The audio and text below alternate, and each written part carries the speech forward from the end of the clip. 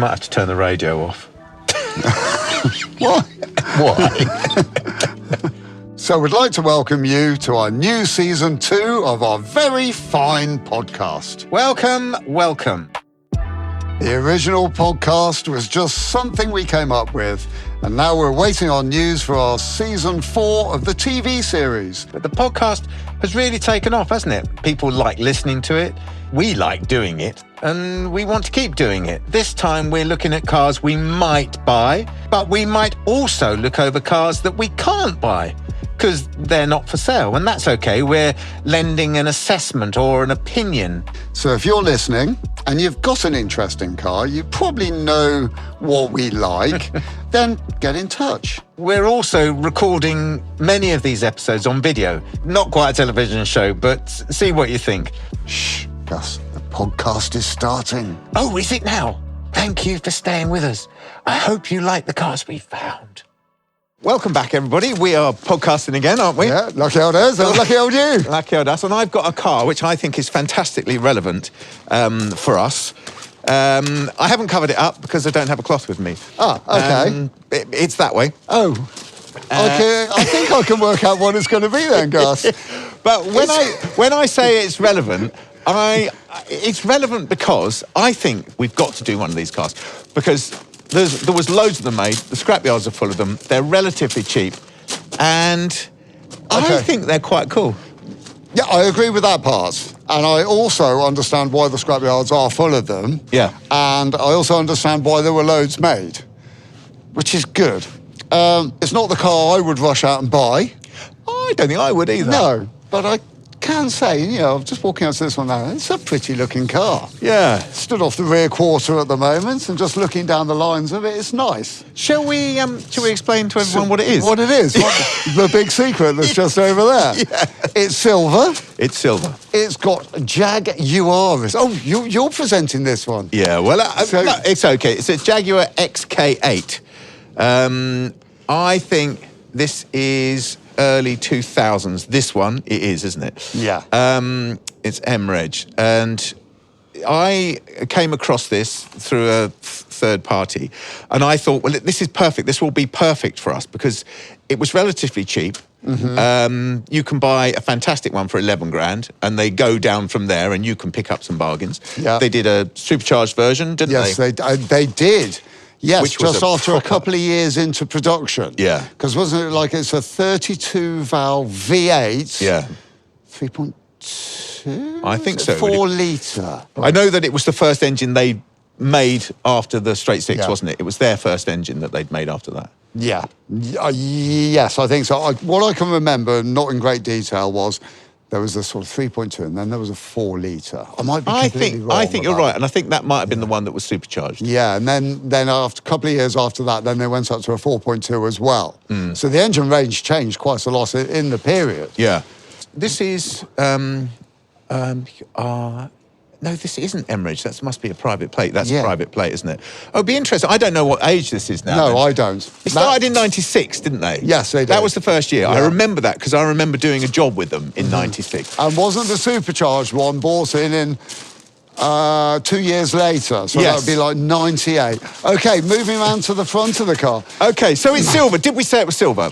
We said it was silver. It's 4.2. I'm only saying that because it says so on the badge. Oh, you did reading. I did reading at school. Well done, you. Yes. Because I hadn't thought to do that. I was just looking at the pretty picture of the Jaguar and looking at the badge. It does look good. So the Jaguar badge is the sort of face of the Jaguar with a green circle and then a chrome ring, then a black circle with Jaguar 4.2 litre. And actually, it's a pretty good looking badge, isn't it? It's a great looking badge. I'm looking at that and the rest of the styling of the car because didn't this XK8 take over from like the XJSs? This was a direct replacement for XJS. It was, yeah. So the XJS was quite formidable in its particular styling. Yes. Right. Yeah. Generally what car companies do is they often try and mimic or mould or morph into a new version of that old-fashioned styling. They do. Yeah. But what they've done with this, I can quite clearly see from the front and the opening in the front bumper of the car. They've skipped it, haven't they? They've gone back in time. Yeah, they have. They've gone, you know what? Let's nick that beautiful little mouthpiece from the E-Type. Do you remember the E-Type that we produced? Well, yes. Didn't it have that wonderful bit of detailing?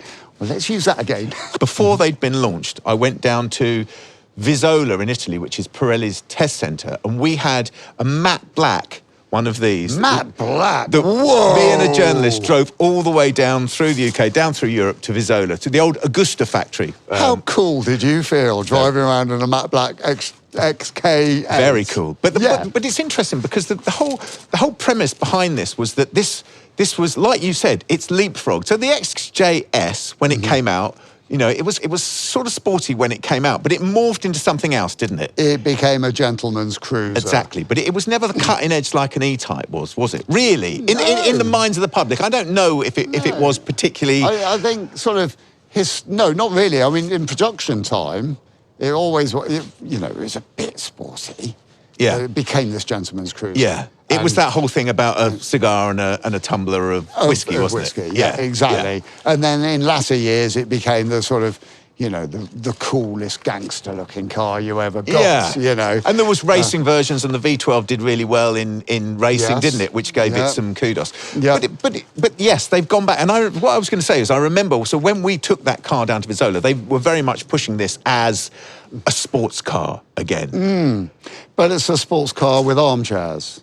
Well, it's a sports car with it's pretty much the same underneath as an XJS and the DB7. So the DB7 was the Aston Martin's rebirth when they went to Bloxham, the new factory, and they essentially share this car, don't they? Well, styling differences. But don't you think that? I see, that's really why I wanted to have a look at it. So I'm looking at it, and I'm thinking, okay, well, actually, it's a pretty racy shape, isn't it? It's a very 1996. What did we say? 1996. These came out in 96. Yeah, I would suggest that this is probably one of the earlier ones. I think it might be as well. I think it is. Yeah. I'm on the front corner of the car, looking down the passenger side of it. No, you're not. You're looking down the driver's side. You are completely right. I'm on the driver's side. I'm on the passenger side. Position orientation. I'm on the front of the car looking. And how's it looking for you, Will? Well, it looks like the front end of a very silver car with a lot of curves, a lot of flowing shape to it. Yeah, flowing shape. No vents on this one. I think the later ones had vents on the bonnet as well. Actually, I'm not sure about that. Funny you used to say that because I'm just looking down the bonnet, and the bonnet has a wonderful sort of triple hump to it. You know, you get the hump over the wing. Yeah, it's lovely actually. You know, across from the wing over the bonnet, and then along the length of the bonnet. Yeah. Centre of the bonnet's got this great sort of elongated sort of like power bulge. Do you not think that comes down and that's a little bit like the nose of a cat? Of a sort of Jaguar. I see. It's got that about it, hasn't it? What you mean? Yes. When you look at a big tomcat with a long face, it's got that. Yeah. All it needs is a pretty little pink nose. I think it was quite a cool shape when it came out, I have to say.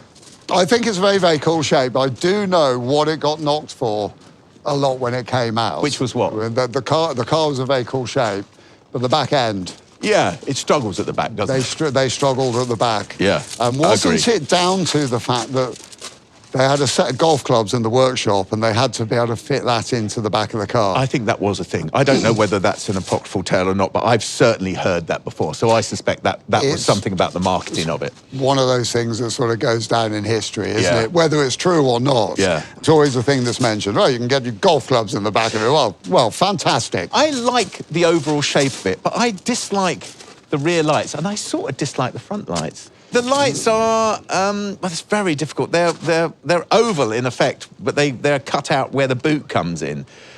Trying to find a way to word it. Yeah. And the lights have a certain shape to them. Yeah. And that shape, to me, we're looking at the rear lights at the moment. They don't seem to follow the flow of the body shape. I think that's what it is. Yeah. I think that's what it is. They've made a body and it's that shape, and they've just drawn on a couple of shapes where the light should be. Which are elliptical, and then they've closed the boot. Yes. Sort of thing, and that's cut them. Covered off the inside corner. Yeah. It looks a bit soft, and I think the front lights look a bit soft go and as have well. a look. It's Oh, well, the front lights are exactly the same shape. they're the same shape, exactly. Yeah, that, it looks like they've been nicked out of that ugly Porsche. You know, the one that's got the funny shaped lights in it? Yeah, I think they were called fried egg lights, weren't they? Or something like that. So if you slosh your fried eggs to the side of the pan and cover one quarter... There we go, listeners. With the spatula. How could you not have it now? Yeah, that's our light design, boys. Do you like it? Do you like the look of the car? I like the look of the car. Yeah. I think the shape of the lights, front and rear, is lacking in pizzazz. Yeah. But I think you have to take that with a bit of history as well. You have to go back to 1996 and what else there was. That Porsche would have been around then, in actual fact, wouldn't it? Yeah. So maybe that was just the way people were doing it. Well, maybe that was cool. That's interesting you say that, because I think when this was built, one of its competitors was the 911. Really? Yeah, which is crazy, Four isn't seats. it? Yeah, but once you've got a supercharged engine in here... But a 911 weighs nothing. Yeah. And this weighs... Something, yeah. So no specifics there, then? This is a big, fat, heavy car. Yeah. With an engine in the front. Yeah, actually, it's, like we said, it's an XJS underneath, and the XJS wasn't a heavy or particularly technical car, was it? No, it wasn't. But it did maintain all those sort of Jaguar philosophies, didn't it? They made something that was good, like that rear suspension that fits up and bolts up in there. They made something that was good in the 60s, and they were still using it in the 90s. So then you look at most of our industry. Yeah. You know, Minis, Land Rovers, and loads of other things. It was the downfall. Kept on churning out the same stuff year on year on year on year. Yeah. And the Japanese are going, hey, these guys have had a brilliant idea. Yeah. Let's take that and run with it and then make it better. Yeah. And better. Every year. Yeah. And we're still going, well, it's working very well so far. Let's keep on going. I think you're right. I think it could be documented as being the demise of our industry one way or another. Yeah, I think we wouldn't be the first people to come to that conclusion. What should we do? Should we have a look under the bonnet? You must have the keys with you. Shall I go and see if I can find... Okay. No, I've got the keys. This ought to be a test. Right. How long it takes to find the bonnet release on each car that we do that we're not familiar with. Okay. Because I was working on a car just yesterday, and it took me a good 20 minutes 20 minutes? Yeah. Oh, okay. It was hidden in the back of the glove box, right at the top where you can't see it. TT? No. What? Jimny. Suzuki Jimny. Well, I wouldn't have got it. No. Oh, you were doing the trailing arms, weren't you? I was, yeah. Did you bend them back all right? That would have made me laugh if it was already open. We're trying to get into the car. Okay, so we're going in through the driver's door. Right, okay, I'm doing the hang on, is that that's a oh my God, it's got an alarm. Okay, I'm re-shutting it and relocking it and trying to find out. Okay. This is quite funny.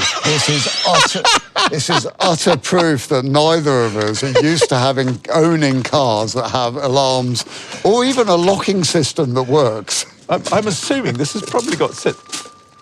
What's it going to do this time? Is it going to do the same I think again? that's safe mode. Is it? Oh my God!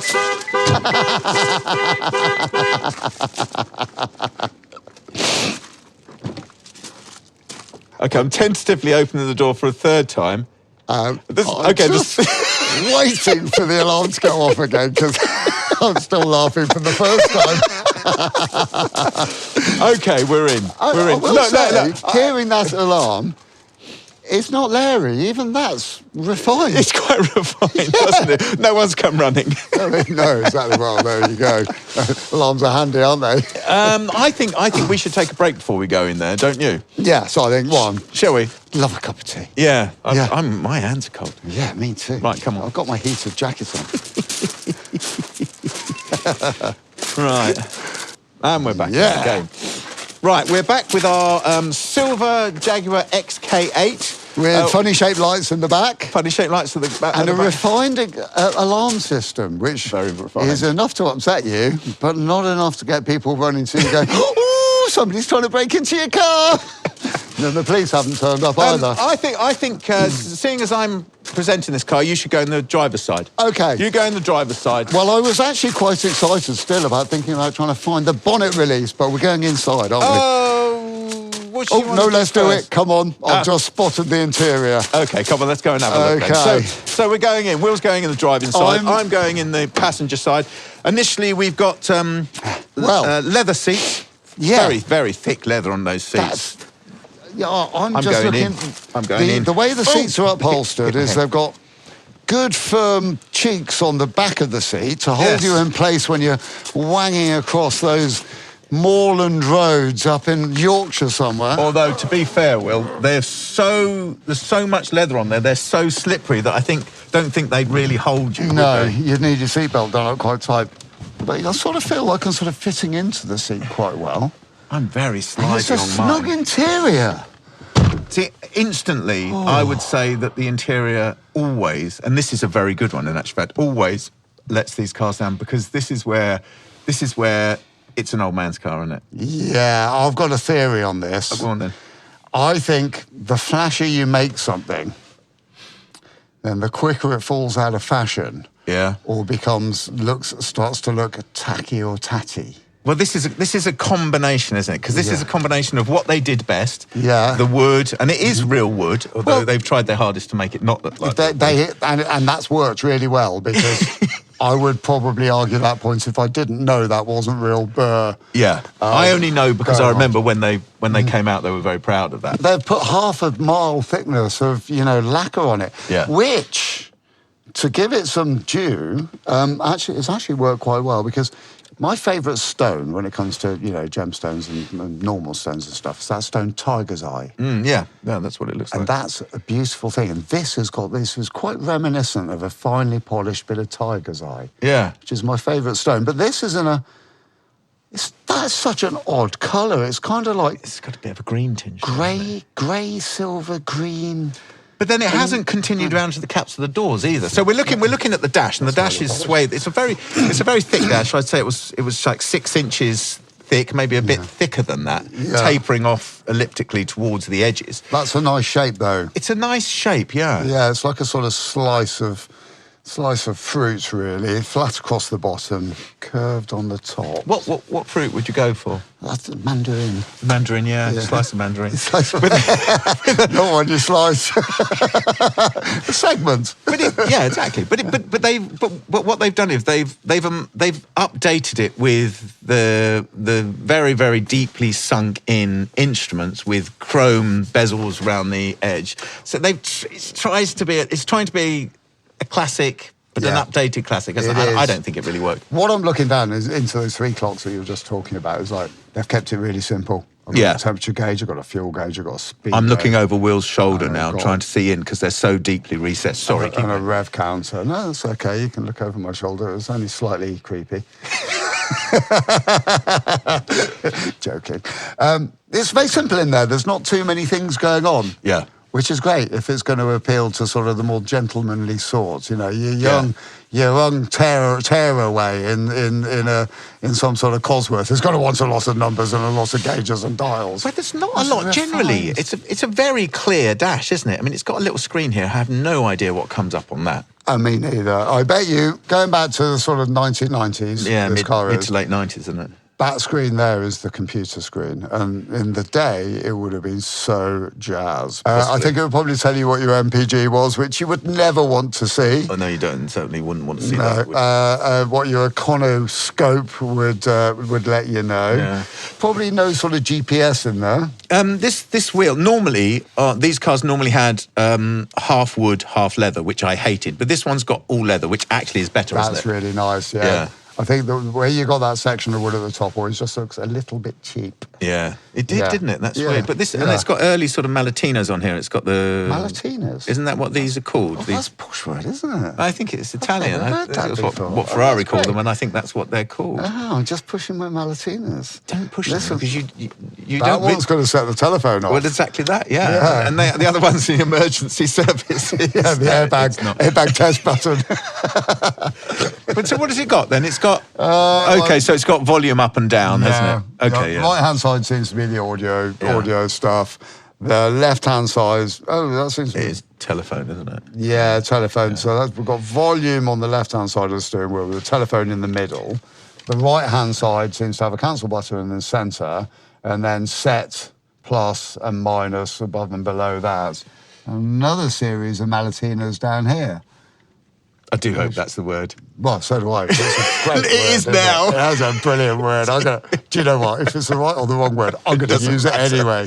Yeah. And if that upsets you, people, listeners, well, I'm sorry, but I find it funny. And this is where they're made up for, though, isn't it? Yeah. There's a lot of... So in the centre console, where the radio is in there in actual... Oh, did you touch something? You did. I did, yeah. And it beeped. But that's classic Jaguar J-gate, isn't it? That's called the J-gate. So you have the automatic side, and then you have the basically manual side. Manual override, yeah. Which that's where it's at, though, isn't it? Because you can go, I'm going to waft along in my manual in the right-hand side of the box. Yeah. And that's great, and everything's going to go really well. And you can even drive it. Automatic right-hand side of the box. Yeah, automatic right-hand side of the box. Yeah. And it's going to waft along really quite nicely, and you can give it a bit of vim and vigour. It's all going to be just fine. Yeah. Or you can override the automatic brain, drive it through the manually controlled side of the automatic gearbox. In my mind, they did a manual version of this, but I was looking online last night, and actually, I don't think they did do a manual version of it. I don't think they did. And this has got Alpine, I think you call it, don't you? Yes. Speakers, and I don't know if that's standard or if that's something that's been put in afterwards, but... Bet you that sounds fantastic. I'm going to close the door. Are you? Oof. Do you know what? That made the right noise. Hold on. It's not a bad place. I'm going to try that again. Listen. Did that make a funny... No, it's the window going up, isn't it? It's the window sealing. So they have this sort of seal thing going on. Yeah. My Mini used to do it, doesn't do it anymore. No, because it doesn't seal either. It doesn't seal, no. But yeah, so it's a nice place. It's not tight, is it? I mean, I'm quite big. It's snug. I feel like I feel like this seat's a little bit too far forwards as well. Can I have the keys, see if I can move my seat back a little bit?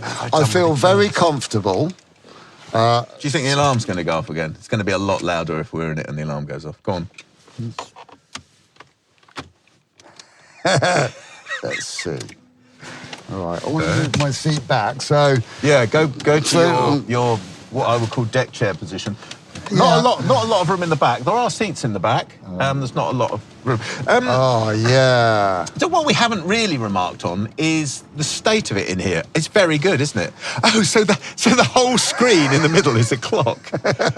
Okay, so there's more to it. There's a menu button, a list button, a clear button, an on and off button. Map. It says map. Do you think it's got a sat nav in there then? Well.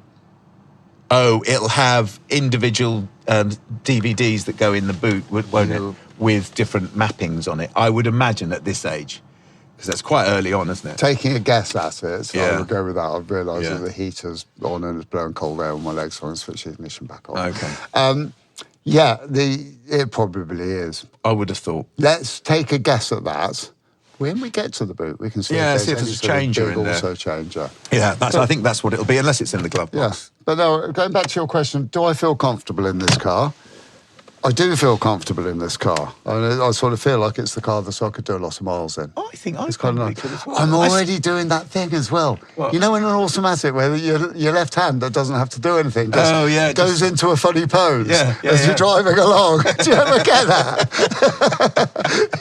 So drive along resting your left arm. Yeah, you don't know what to do with it. Yeah, it's weird. But it's interesting though, because there's certain parts of this car. It's like this car in general. The interior mirrors the same. There's certain bits of it that jar my eye, and I don't like the chrome bezels around here. I don't like that it's trying to be something that it's not. But maybe that's just me. Maybe it's not actually doing that because the low roof line, the seats. Why do you feel it's trying to be something that it's not? I think it's trying to be something that's sort of racier, perhaps. Aha. I just don't think these are very classy, and I think the rest of it actually is quite classy, isn't it? Okay. So the bit that jars me is the beautiful woodwork. because I think the colour of it. This would have been an option, the colour, wouldn't it? Yeah, it's a sort of ashen grey, green with a tinge of... It tends to take the reflection of what I can see in the background as well, like a mirror. It's picking up on its surroundings in its colouring. Yeah, and that's true. That's quite distracting. I think it's quite a strong look. It's a golf club look, isn't it? It is a golf club look, yeah. It really is. And you might be able to get a set of golf clubs in the boot, but have you seen how much room there is behind our seats? You wouldn't get your kids in the back. I can't even get my hand down between... so this is your comfortable... Where my ankles should be. Yeah, this is my comfortable driving position. Yeah, and I can't get my hand down between the seat and your back of your seat and the front squab of the back seat. Okay. I mean, they're nice shape. Well, don't get me wrong, they look great. They're a nice shape. I would put it forwards that most people who own a car like this, their children are grown up and they've got their own car. Yeah. Where they've got grandchildren. Yeah. So apart from the person who owns this car. Yeah. He's 21, isn't he? Oh, yes. He hasn't even started a family yet, so he's okay. Nothing in there to get your allotted luggage for overhead lockers in the back seats. That's only golf clubs in the boots as well. Yeah. I think, in general, so this is kind of trying to be a luxury sports car. Yes, well, that's exactly what it is, isn't it? Yeah. Yeah. And I think it kind of does that. It's definitely a Jag. Yeah. It's definitely a Jag. I know one sat in a Jag. It really feels like a Jag. It does, yeah. It really does. It really looks it from the outside. I can forgive its funny shaped lights. Yeah, I can as well because of the age of the... Yeah, I think it is a good looking car. I think it is personally, I don't think I would ever try and deliberately choose a silver car, as this is. They did a beautiful, light metallic blue. Yeah, they did. Really beautiful. They did, yeah. It's funny, isn't it? Because it's Aston Martin that's the same car, isn't it? The DB7's the same underneath, the first and the new Aston Martin. Because those are often silver as well. What is it about silver cars? I don't get them. Well, it was very popular at the time, wasn't it? But what we haven't said is that, so this is a car from the late 90s. The interior has really stood up well. Oh, yeah, very good point. Yeah. The interior is in fantastic condition. This could be a 3-year-old car, couldn't it? Oh, very easily. I think if you were to highly detail this, I mean, it is very, very clean. But if you were just go around and just get into the last little nook and cranny, this car could pass off as being a very new car. I mean, it's obviously done some miles, hasn't it? Because the steering wheel's quite worn, but it's really stood up well in here. Looking at the bits, on the steering wheel where you put your thumbs through, on the, across those little top handlebar bits, there's a tiny bit of wear, but not really noticeable there. Yeah, no, this is in surprisingly good condition. I mean, all the stitching, where your elbow goes down here. Yeah. And the seats themselves. Incredibly tidy and clean and not clogged up with clart at all. No. Or worn. No. Let's get out again. The base of my seat is very shiny. What? We need to pop Le Boniche. Yeah, well, I was just going to say, I'm going to spoil your game because I've seen it since we've sat in the car. I can see the bonnet pull is down. And this is for everyone at home who might be playing this game. Is down in the passenger footwell. Yeah, and quite easy to spot as it turns out. Not like a Suzuki Jimny. It's hidden. Hey, even the seatbelt receptacle is leather clad. Come back in, have a look at this. Yes, I saw that on my side. It's got a little... The bit where my seatbelt goes in, it's got a little leather gaiter boot around it. Isn't that posh? You know when you've got the feeling of impending doom? Oh, yeah, well, you pulled that. Did it make a sort of clunk and then go really light and then the bonnet won't open? Yes, I think the cable... Did it do that? I think the cable's broken. Ooh. Oh, no. That's deeply disappointing. Yes. Let's see what we can do. Crowbar? Oh! OK, so more for me. So Gus can save himself the embarrassment of having to explain this one himself. You know how he sort of ribbed me for the bonnet release being very easy to find? Well, after pulling the bonnet release, he went round to the front of the car to try and lift it and realised that the front of the bonnet wasn't going to open and thought that the cable had broken. But, of course, it opens from the rear and pivots on the front. So here we have it. Here we have Jaguar's 4.2 I think I'm going to say first generation of this new V8 of theirs, which replaced the straight six, which was the XJ engine. So which was a phenomenal piece of kit. Phenomenal piece of kit. But they ran that engine for decades. Decades and decades and decades. They did, didn't they? And there came a point where it needed to be replaced with something new, up to date and modern. And they did it. They actually did it. They kept the same axles and running gear and bits and stuff there. But this was a completely new build, wasn't it? Yes, yes, and it was a very good engine. But it's interesting, isn't it? Because this is really, under here is where the car's showing its age, isn't it? There's a little bit of surface rust down on the... where the nose cone bolts onto the body. Yeah. That actually looks to me like some bolts have broken away, because I can see the bolts sticking out to the bottom of the captive nuts. Yeah, nothing in there. But the head is missing. I'm just going to tweak the plastic. Oh, William's tweaking the plastic. That doesn't sound good to me. Yeah, and I can see there's a certain level of detachment going on there. So this is where the nose cone... It's been off at some point. Actually attaches to the tiny, weeniest, little, wispiest little bit of a front frame going across the horns are actually bolted to between the headlights. When you lift the bonnet in the first 12 inches of the under bonnet section, right from the tip of the bonnet blade edge backwards, looks tired, doesn't it? It does look tired. And actually, if you look down, so I'm on the passenger side, if you look down at what appears to be a sort of chassis rail, obviously it won't be, it'll be part of the monocoque, I'm sure, pressed, but there's quite a lot of rust gathering in there. That's what these things were famous for, rotting out on that chassis member leg. Was it at the front? Legs. Oh, that's interesting. Down here.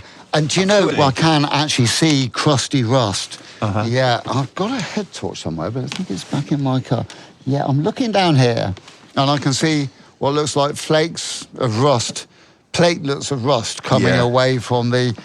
So the bit that I'm looking at is that you've got the front chassis leg that runs out from the firewall, and it's behind where the front suspension turret is, going backwards.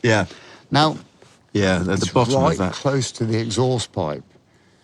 Now, I think... I formulated a theory on this a couple of years ago, and it was on a Discovery 1 V8. And where the catalytic converters go very forwards in the exhaust system, they're right up against the chassis. And I've noticed that behind those, that section of chassis that was closest to the hottest part of the exhaust system has actually completely rotted away.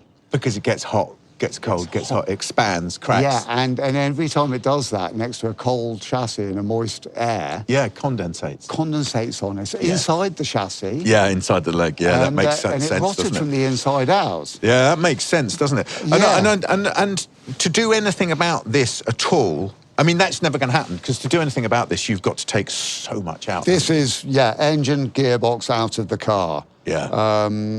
All of the electrical stuff that's around the area. I'm not suggesting that if you owned this car, you would do it. But all I'm saying is, if you wanted to deal with that now, that's what you'd have to do. If it needed welding, it's an engine out job. It's a huge job, isn't it? Yeah, monumental. And it's quite a big job pulling an engine out of one of these. I know it looks really simple because... Doesn't look simple to me. What? Did you see simple written on my face? That's something else. No, it looks like a big complicated thing. Jaguar have done that wonderful Heidi game, haven't they? Where they put a huge slab of plastic over the top. It's a shame. And even over the induction system, they've put plastic over there, which is a shame, isn't it? Do you like that? I don't mind it. So Will's pointing out, you've got a plastic cover over the engine, and then in the middle of the plastic cover, you've got 1, 2, 3, 4, 5, 6, 7, 8, of course. Induction bananas. Induction bananas, which mirror the, I would assume, aluminium underneath. That is a plastic induction tube system. Is it? Yeah, okay. Is it? I think it is. Oh, okay, maybe you're right. Yeah, so they are the tubes. Yeah, that's not just there for pretty. Oh, that's nice. That's pretty with purpose. But it looks like it could be just a plastic cover that's made to look like a... It looks like it, but if you actually tap it, it's quite substantial, whereas the cover isn't. So I think you're right. I think it's probably a plastic induction system, because they were starting to be introduced, weren't they? Using plastic for components was in the 90s. I suppose that's sort of when it started. It was something... something I remember sort of having to be very careful of, because all of these new plastic components in engines, back in what people love to call the day, which is a phrase that I'm not that keen on. No, me neither, because I don't know when it means. Back in the old days, where our cleaning tank would often like be central heating oil, with a bit of some fluid in there, you know, detergent type fluid in there, but often just a petroleum sort of derivative, or, you know, oil-based derivative in there as a cleaning fluid. And it would damage the plastics. And it would ruin the plastics. Yeah, that's interesting. So you had to be careful what you put in your old-fashioned tank. Yeah. Which you've been putting, you know, you've always been careful not to put rubber in there. Yeah. And then now plastics are coming into that same Yeah. Oh, interesting. But I think later on they did away with these plastic covers, and they just had the cam covers, which were black with the Jaguar in them, which looked really nice. But I would like to see that, because that sounds nice. Yeah. I wish I knew what was paid for this, but I know that price-wise you can get a really good one for 11, 10, 11, really good one, and they go all the way down to 5. Do we have any idea what the mileage is on this car? No, but we could probably find out by sitting in it and turning it on, couldn't we? Let's do that. Dare we do that? Well, have you still got the key? I did give you the key. The door won't open. It does open. He's lying. Right, I'm going to close. I'm going to pulling close the bonnet. Are we done under here? I think we are. I think we are. Yes. Yeah, it's good. It is. I think the game that we should be playing is just how we would try and flip it. Where we would make our money on it, basically. Yeah. Okay. Let's do that then. So let's put this down. It's pretty good under there. This is quite a nice... I'm not going to shut that door with the keys in it. No, better take the keys out. This is quite a nice car. Yeah. And I think I did see, without my head torch and proper investigation, but I think there's a bit of it rust on the inside chassis leg on this side. But nothing that's going to be a problem or at this moment or fail an MOT. It's something they do suffer from. Yeah, interesting. I was going to have a look at the mileage, wasn't I? Let's have a look and see what the mileage is. 147,020. Okay, that was simple, and that's without turning it on, which is great. Yeah. So 147 miles. 147,000 miles. I wish I'd know what we paid for this. That's not, in our book, that's not even high mileage, is it? No. To most people, it might be. I don't think it would be for a car of this age, though. And a car of this quality should be able to withstand that sort of mileage quite well. That's my opinion.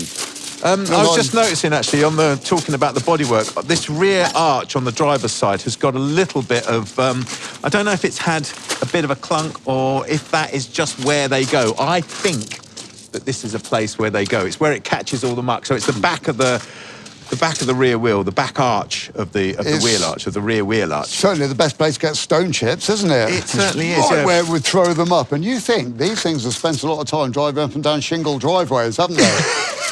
Yes, I guess they pulling probably up to the roundabout outside the front of the manor house, you know. But if you wanted to do that, it's localised, isn't it? But it's a big old blending, isn't it, that you're going to have to do. It's quite a specialised job. Not something that I'm just you looking undertake lightly, is it? No. It's for a Jaguar, it's got to be good quality as well. It's probably better than we could achieve. Yeah, that's the thing. I just can't help but sort of say what I've spotted again. What's that? This is essentially just a big boy's E-Type, isn't it? Looking at the shape of that rear haunch, the way the wheels are set in, that little bit further than most modern cars would be bringing the wheels out to make it look beefy. But those wheels are set in, E-Type style. Yeah. Yeah. It really has got so much E-Type sort of going on. The rear bumper, I think, could do with, well, that's a peculiar shape. But the rear bumper, it is a peculiar shape. And if I were to take this into my workshop and do customization to the body, I would take that bumper and probably try and reuse it, but I would take it off its mounts. This is customization in like hot rodding. And I would shove that bumper forwards so it doesn't protrude. Yeah, it's weird. Like that 3 inches that it protrudes like that. There's That's got to be a weird. reason for that, hasn't there? And it'll be impact, won't it? It'll be the safety thing. Yeah, So, but it doesn't. It just jars. I'm going to close this and let's have a look at it Yeah. because it sort of jars the eye a bit, doesn't it? It So does. the rear bumper goes down. Obviously, it follows the sort of sticks contour of the back, but it sticks out by like 4 inches, 3 inches, doesn't it? yeah, it sticks out. You know, like when a dog sort of sat there and its tongue's just sort of looking out of its mouth like And that. actually, the more you look at it, the more it spoils the line of the car. Certainly from the side. I think what's quite nice though, you know, looking from the rear wheel where the bumper starts, Yeah. and the wing comes down to the bumper. It's got a lovely little sweep up to it. It has. That I like that. I like shape. that, but I just don't like the fact that the bumper then carries on for an extra 3. Yeah, it was almost like a sort of lower aerofoil. Well, should we think on a cup of tea? Yeah, let's and think come on a back? cup of tea. Can we? I think we should mention that we're trying to find people with cars like this. So Yeah. James came to us and said, "Would you like to come and do the car?" I think we should put out a shout. If anyone's listening or watching, but mostly listening, and you've got a car you would like us to come and have a look at. Interesting. Yeah, interesting. It doesn't have to be brilliant.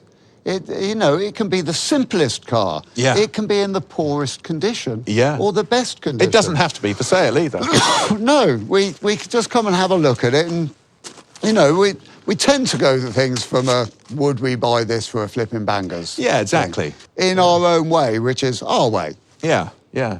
But right, cup of tea. Yeah. Come on then. And we're back. Yay! So we're back with our silver XK8. We're not 100% sure how old it is, are we? But No, I we're think not. We're thinking it's like early doors, so Yeah. 96 and just beyond. Too so- early 2000s, Yeah. maybe. I'm guessing it's 4.2. Whether that's relevant, it's not supercharged. Well, I think whether that's relevant, Hey, the 4.2 is relevant. is it? Because it's it later. was a smaller engine to start off with. Oh, okay. So that ages it a little bit better Okay. for us. For those that know better, they'll be able to work that out for us. Yeah. We yeah, can't. so we can't. And we don't need to. We're Let's- gonna have a poke around. Or are you gonna go in the Let's boot? go to the controversy of this car, the thing that people have always talked about. Oh, Now, okay. Yeah. I'm going to open up the boot. I'm at the back of the car, lifting it up. It's made an interesting squeaky noise as I've lifted it. There's a bit of rust around where the number plate lights are. But that noise is just the electric trigger, isn't It's it? just the widget. Yeah, it's doing just its the electric thing. trigger. That is interesting. There is So- a little streak of rust coming down there from the lights. But it's interesting, isn't it? It's where the bits are bolted on. So where the number plate lights, there's a chrome bar that goes across, and where that's bolted on, and clearly it's where the screws go through, isn't it? Or the bolts go Yeah, through, is where it's rusting. Rust is trapped down. I've found how they've done it. How they've done what? The golf club thing. How have they done it? Because that's not a particularly big boot, is it? No, it doesn't look particularly big. No. But looking over towards the passenger side, if you look right Oh, under yeah, it goes right under into the the wing, skin. Yeah. and I'm putting my hand on the carpets on the inside of the car. Yeah. And you know that thing where you put your hand to the outside panel, Yeah. and you can feel the thickness. Yeah. Well, that carpet is literally bang up against the inside of the wing. Okay. So And you- then the other side, they've got the changer, which I think is what we were Yeah. saying for the. Oh yes, look, it says DVD route guidance navigation system. Yes. You were right, Gus. I was right. It look all at that. goes in there. Yeah, so this takes up the space this side. I suppose, I mean, I don't know anything about golf, but I suppose a golf bag is a standard size, is it? I don't know. Well, I think golf clubs come in various lengths depending on how tall the operator is. Well, there we go, sports fans. We're not sports people, are we? Well, we're certainly not golf people. I don't even know which side of a football to kick. Do you not? But that's the mystery of the boot. So one side goes all the way to the skin, doesn't it? Yeah, and that's how they get the length for their golf club kit sets, is bats. there a spare wheel in there? So that I'm just lifting Oh, up. Oh, it's got a space space saver. saver. Okay, well that's fair enough, isn't it? Yeah. Right, shall we have a look Well, underneath? that's then? on the boot then, hasn't it? Yeah, Right, I think okay, so. But it's move on. good because we solved a few mysteries, haven't we? Yes. We've worked out how the About golf golf club's clubs. going. I'd like to see this axle. Yeah. I'm expecting to see an independently sprung. Do you know that the whole thing is called an IRS system, which got me thinking. I thought, oh god, that's an IRS system. That sounds great. Independent rear suspension. Exactly. Quite So even in my dyslexic mind. Let's have a look. So I think we're going to see under here the same sort of thing as we saw in our Daimler saloon car. And that's exactly what we can see. And that's exactly what we can see. Yeah. Twin shocks, both sides. Yes, it's the same, isn't it? It's Yeah. the same sort of cassette. It's actually... It's interesting, isn't it? Because whatever age this is, it's a similar sort of age to my Subaru Forester. The thing that killed my Subaru Forester was rust underneath. Yeah. The nuts, the bolts, were all rusted away. You couldn't undo anything to a certain point. And this is much better. Yeah. And it's a similar sort of age. It is, but I can see... Yeah, I know, I can see as I well. can see rust. Yeah, I can as well. I can actually, on the... So the brackets for the bumper supports, quite Yeah. rusty. Yeah. I'm underneath the driver's side, rear. I can Now hardly can get my identify head which under, one. but yeah, Yeah, all of these brackets are quite crunchy. they are. They're in full blast of everything from the wheel, though, aren't They they? are, yeah. The real surly world. shingle that gets thrown up by these tyres on private driveways is beaten this thing to pieces underneath. I think it's interesting. I've been looking recently at underbody treatments, so waxes and this, that, and the other. Yeah. And if you had this car and you had jacked it up and you had done that under here, Oh, new.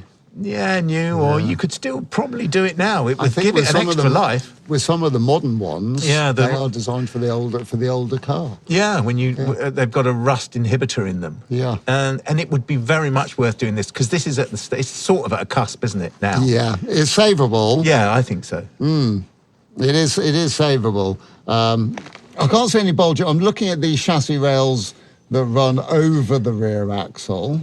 And there's I can't get my head tiny under bit of surface rust on those, but they look sound. Yeah. They look sound with no sort of deep problems. I can see the spring, damper, all looking good. The lower sort of suspension arms, not too bad. That's casting on the back of the differential area. Yeah. That looks... What's your side look like? My side looks fine. Initially, I thought it looked crunchy, but now I've actually got my head under now.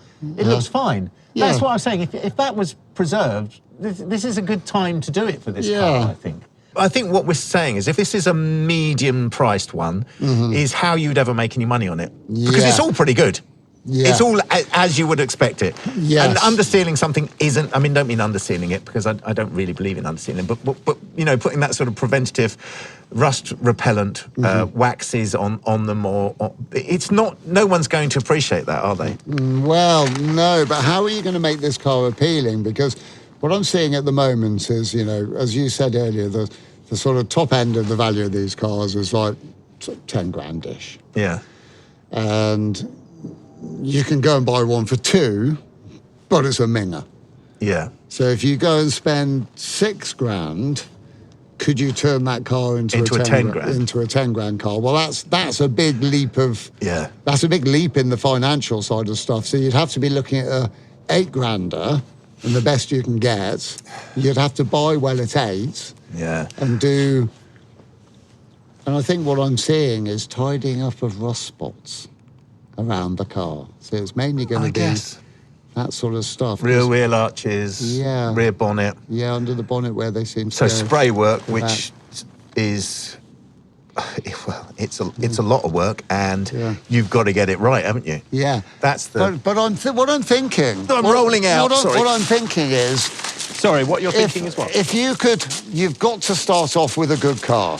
And to get a good car, you've got to spend the money. Yeah. And if you've got to spend the money, then there's not going to be a massive difference between that and what you can sell it for. No. So the works that you carry out have got to be cost effective. So basically, I'm thinking along the lines of future-proof type maintenance. So you're actually buying somebody else out of having to do it. Owning a car that's going to go rotten. But will they appreciate that? Well, it's an unusual angle to come at selling a car. Unless you can find one with something wrong with it. Like an interior that's been completely trashed. Yeah. Whereas you know there's plenty of these in scrapyards, you could take your pick. Yes. Something like that. I don't think I'd want to be dealing too much with a mechanical issue.